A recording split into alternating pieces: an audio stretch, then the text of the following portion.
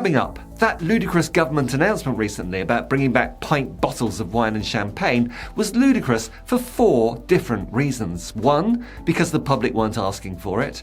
2, because pints of wine have never in British history ever been for retail sales to the British public. 3, because in the small print, the government press release puts the word pints in inverted commas and specifies that what will actually be permitted are 568 millilitre bottles. And 4, probably the most ludicrous aspect of all, is that all this is presented as a Brexit benefit. Now, it's easy to dismiss this announcement as just the Brexit cult getting increasingly desperate and pathetic in their attempts to find a Brexit benefit. But it's more serious than that. This government announcement conveniently highlights the complete folly of Brexit. The UK began to go metric in the late 1960s, years before joining the European Economic Community as it was then. But in the minds of the Brexit cult, gallons and pints, pounds and ounces, pounds, shillings and pence, they all belong to the same golden era as Spitfires, National Service and ice inside your bedroom window in the morning. And when I say Brexit cult, the government consultation over pints of wine received over 100,000 responses, and 98.7% of respondents wanted to continue using metric measurements. What sort of government, other than one completely cult-like in their commitment to Brexit, would go ahead with such a ludicrous idea as, to quote the press release, pints of wine stocked on Britain's shelves for the first time ever, and then to tell the lie that it was in any way connected to Brexit or to the European Union preventing us from using this measure whilst a member. This ludicrous non-event illustrates something far more profound and serious about Brexit. The situation in post-Brexit Britain is largely about industry maintaining alignment with single market standards so as to continue exporting to our largest market, the EU, whilst the country as a whole is no longer reaping the benefits of single market membership. We're now a rule taker rather than a rule maker. Gimmicks like wine in pints, far from illustrating Brexit freedoms, just demonstrate a situation of complete confusion. The UK is still, on the whole, aligned for economic reasons, but Britain is no longer in lockstep with the EU. See, as another layer of confusion, goods in Northern Ireland do remain in lockstep with the EU. Don't mention the border in the Irish Sea. Boris Johnson mentioned it once, but he thought he got away with it. So it's not about pints of wine or other gimmicky ways that the UK has chosen to diverge from the EU. It's that EU regulations themselves are constantly changing. But with no UK commitment or process to keep in lockstep, every regulatory change by the EU means we're diverging more and more all the time by default. So when companies want to export to the EU, the burden of EU compliance falls on individual firms and their trade associations. And because these changes are ongoing, it means that the consequences and economic burdens of Brexit are growing all the time. You think Brexit's bad now? Under current government policy, it's set to just get worse and worse. But when I say policy, we're sometimes left confused about what the actual Tory policy is. One example is the new UK safety standard, the UKCA. A stupid idea opposed by the whole of British industry, but celebrated by the Brexit cult.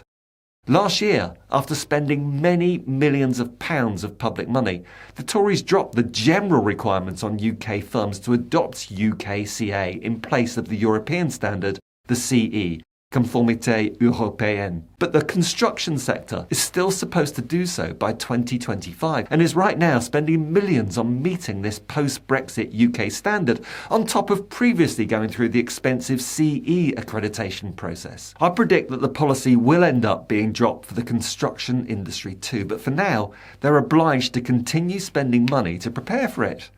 Brexit in a nutshell. Extra costs, uncertainty, and complications created with no measurable benefit or advantage. Often, the new processes or standards still have to comply with minimum EU requirements in order to continue trading with the EU. So, although the champagne in 568 millilitre bottles announcement might seem like nonsense, it's symptomatic of a far bigger issue. Much like the other newly found so-called Brexit benefit this week, Conservative MP Anna Firth claimed in the Commons that new shellfish beds found in the River Thames is a Brexit bonus. Apparently, the rise in raw sewage levels in the river may be a factor providing a rich food source for the razor clams. As Brexit benefits go, this one is literally a bit shit. But it gets worse. Razor clams aren't widely eaten in the UK, but they're considered a delicacy in Italy, the biggest market for this clam. Unfortunately, Brexit means that access to the seafood market in Italy is rather more fraught with difficulty than it was before Brexit. And good luck complying with EU food safety standards with that sewage-reared shellfish. Yum yum.